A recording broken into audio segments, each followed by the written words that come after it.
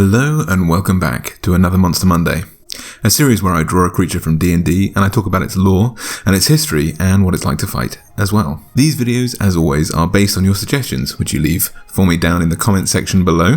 And today's video, Centaurs, were first suggested by a long-term supporter of the channel, Mary DeYoung, who's been diligently waiting for this video to come up, so I sincerely hope that I can do your suggestion justice, Mary. But once you've been kind enough to leave me a suggestion, it's then up to my patrons over on Patreon, who get to vote on which monsters in my to-draw list that they want to see in what order. So if you want a little bit more control over the videos that you see from me, then backers at any level over on Patreon get a chance to vote, and also your support helps me to make these videos and improve, so thank you so much if you choose to do that, but if not, I hope you enjoyed the video anyway. So I think it's just about time to get started with Centaurs. Centaurs are wild and reclusive hunters, incredibly skilled survivalists, and live in tribal communities which they protect fiercely. These may be called a band or a herd, both are the collective term for horses. They're large, neutral good monstrosities whose upper body generally resembles a human's or perhaps something more furbolg-like, and their lower body is that of a horse, making them one of the very few creatures with 6 limbs that can actually be used by players as a playable race. As of an Unearthed Arcana published in 2018 that I'll definitely link below in the comment section. Which is a good point actually. I've never personally played a Centaur, but make sure to let me know down in the comment section if you or a member of your party has in the past. I'd be intrigued to hear their story. But although not always playable, Centaurs have been a part of D&D since the start, appearing in the original box set in 1974, and have remained a staple part of every edition since, and indeed, they're a staple part of fantasy literature in general,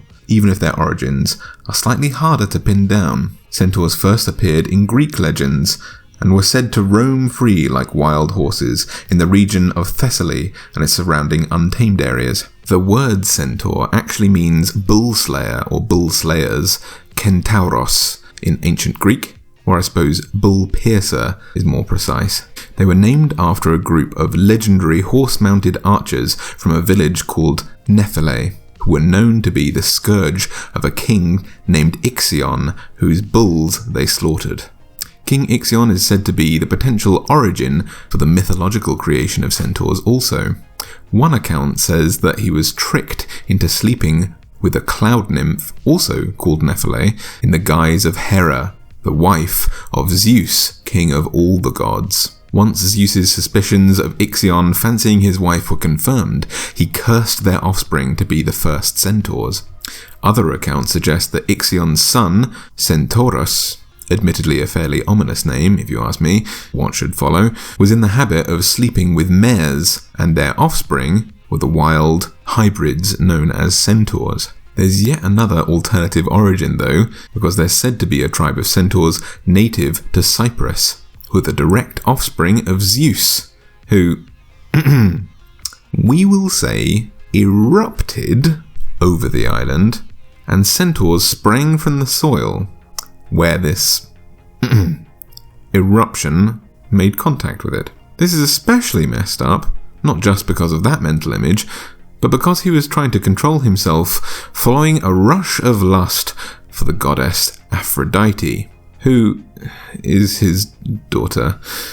Also, Hera, his wife, is technically Zeus's granddaughter. Look, Greek mythology has all kinds of messed up and horrible gene pool. Let's not dive too deep into it. Centaurs in D&D carry very much the same sort of attitude as their mythological cousins, although thank the gods that their origins remain largely a mystery.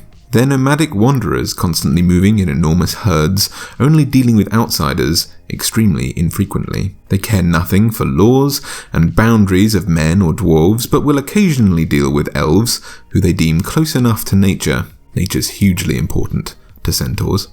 They're so fond of elves, in fact, that the only 2 languages that centaurs tend to know are Sylvan and Elvish. Their great herds never spend too long in one place seeking constantly to roam, and as such they have no need for the simple comforts of hearth and home, preferring instead to sleep under the stars, and they rarely build anything that isn't easily transportable, so they can leave or flee in a moment's notice. Even their clothes are well made, intricate, but minimal, usually plates of leather or metal, straps of fabric, and jewellery, nothing too heavy which would restrict movement. Anything or anyone that cannot be brought with them when they move or cannot keep up with the herd is discarded.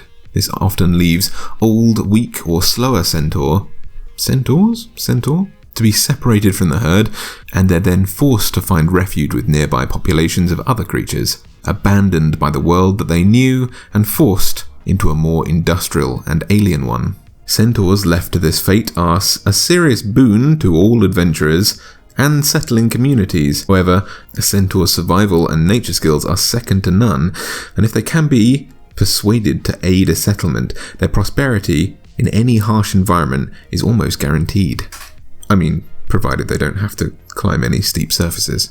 A Centaur's hooves are so ill-equipped for climbing, and their bodies so massive and heavy, that their torso cannot lift them. As a result, playable Centaurs are forced to spend 4 feet of movement for every 1 foot travelled when climbing. And although a bit of a drawback when it comes to ladders, their hooves are incredibly useful tools, mostly because they act like a miniature shotgun or a tiny set of hammers attached to the ends of their legs if anyone gets too close. Playable Centaurs can deal d6 plus their strength as hoof-based damage to an opponent. And the Challenge Rating 2 version of this creature in the Monster Manual has a 2d6 plus 4 bludgeoning strike as they rear onto their hind legs and batter people with their hooves. Having so many limbs, it stands to reason that Centaurs get a multi-attack and can bash people with their hooves or gouge at them with a long pike, iconic of their people, which deals d10 plus 4 piercing damage. Alternatively, they can use their namesake and hurl a volley of arrows via a longbow. Centaurs are often used as metaphors for living between two worlds, a savage, animalistic side and a yearning for freedom, as well as a liberation from the confines of society, and their more human need for community, for order and tradition, for family and for structure. As such, playable Centaurs actually have a rule called hybrid nature, where they can be affected by all abilities that mention humanoid or monstrosities. It's important to note as well that as a result of this, playable and NPC Centaurs may never feel truly settled in a group. They're raised in a herd and will always yearn for it. They'll yearn for freedom, and of the life not lived, or at least not lived to its full potential. They're destined to be outsiders because, if they have followed your group, then it's certain that they will never be able to catch up with their herd again. But they're majestic, mysterious, and deeply interesting creatures. And as I say, I would really love to hear your stories where you've encountered Centaurs or even played them. So please make sure to let me know down in the comment section below. But otherwise, I hope you enjoyed today's video. I definitely enjoyed drawing it. So if you did, please make sure to leave this video a little like, a little thumbs up down below. Maybe favourite it as well, and share it with any communities you know who might get a kick out of learning a bit more about Centaurs. Your decision to help the channel grow really inspires me to keep making videos, so thank you very, very much if you choose to do that.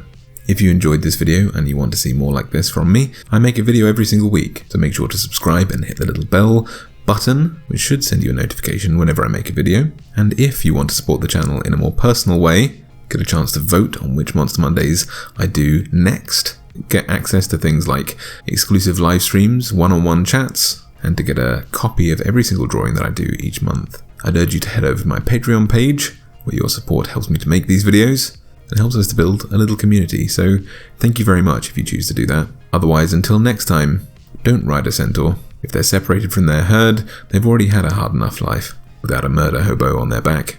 And happy monster hunting.